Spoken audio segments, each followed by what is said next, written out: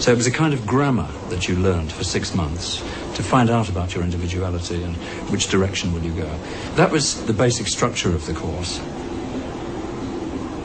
In drawing as well as in three-dimensional design, a great stress was laid on texture. We had to imitate texture of wood, of glass, of wool, of anything we found interesting in contrast to other textures.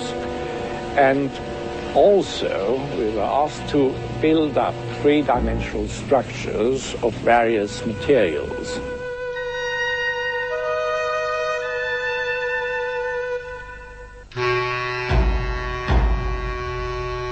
Since it was a depression, a period when they had no money, you had to work with what was at hand. So you would say to the students, go out to the junkyard and pick up from the scrap heap where you can, and then try to find out what's in the materials, in the nature of materials.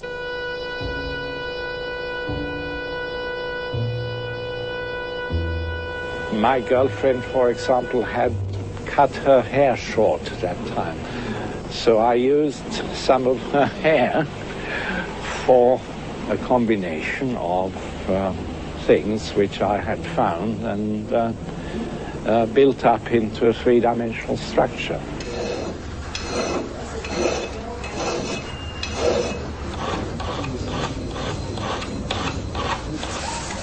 The Bauhaus invented the modern art student.